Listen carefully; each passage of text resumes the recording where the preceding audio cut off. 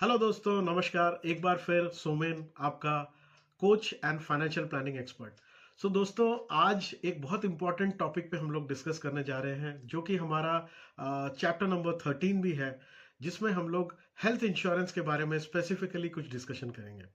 तो दोस्तों, कई बार हेल्थ इंश्योरेंस के बारे में हमको लगता है हमें तो मालूम ही है। हम किसी पोर्टल पे जाएंगे और उस पोर्टल से हम सिलेक्ट कर लेंगे कि हमारे लिए कम पैसे में अच्छा इंश्योरेंस कौन सी कंपनी दे रही है। दोस्तों, ये देखने में जितना आसान लगता है उतना आसान है नहीं। क्योंकि जब भी हम अपने लिए हेल्थ इंश्योरेंस का चयन करते हैं तो कुछ बातों का ध्यान रखना बहुत जरूरी है। पहली बात, कितने का बीमा लें। जैसे जैसे समय बढ़ रहा है हम देख रहे हैं कि हेल्थ सेक्टर में महंगाई बहुत ज्यादा बढ़ी है। तो हमारा बीमा इतना सफिशिएंट होना चाहिए जिससे कि हमें प्रॉपर कवरेज फाइनेंशियली मिल पाए। सेकेंडली, क्या हम ये बीमा अकेले अपने लिए ले रहे हैं या परिवार के सभी के लिए हम फैमिली फ्लोटर ले रहे हैं। अगर ऐसा है तो ज्यादा परिवार के सदस्य होते हैं तो थोड़ी बड़ी धनराशि हमेशा इंश्योरेंस में लेनी चाहिए। तीसरी चीज, सिर्फ प्रीमियम देख के तय ना करें। आप उसमें ये जरूर देखें कि एक्सक्लूजन्स क्या क्या है। ऐसी कौन कौन सी परिस्थितियां हैं जहां पर आपको क्लेम नहीं मिलेगा और क्या क्या चीज पे आपको क्लेम मिल सकता है। ऐसी कौन कौन सी चीजें हैं जो एक्सक्लूडेड है और कौन सी चीजें इंक्लूडेड है।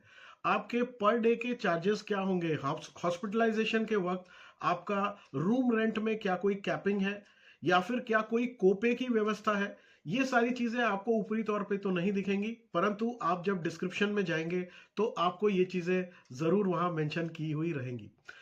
इन बातों का ध्यान रख करके ही आपको एक उपयुक्त आपको हेल्थ इंश्योरेंस चुनना चाहिए।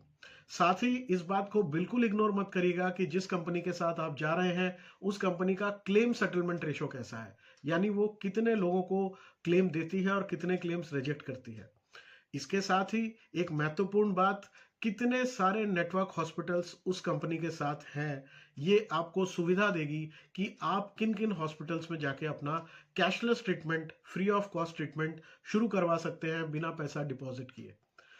याद रखिएगा, ये जो जर्नी है, इस जर्नी के अंदर बहुत सारे छोटे छोटे इंपॉर्टेंट इंफॉर्मेशन है जो आपको हेल्प करेंगे एक उपयुक्त हेल्थ इंश्योरेंस चुनने के लिए। क्योंकि हेल्थ इंश्योरेंस अगर आपने लिया है और उसमें बेसिक चीजें नहीं है, फॉर एग्जांपल आपको पेशेंट को अगर एक शहर से दूसरे शहर लेके जाना पड़े तो क्या वो एम्बुलेंस चार्जेस भी उसमें इंक्लूडेड है। क्या आपको फैसिलिटी एयर एम्बुलेंस की भी है, क्योंकि आजकल ज्यादातर हेल्थ इंश्योरेंस प्लान्स के अंदर एयर एम्बुलेंस की फैसिलिटी भी है। अगर आप चाहते हैं कि डिस्पोजेबल और सिरिंजेस, ग्लव्स, इन सब के पैसे डिडक्ट ना हो क्लेम करते वक्त, तो फिर आपको कुछ राइडर्स मिलते हैं, वो राइडर्स आपको जरूर लेने चाहिए।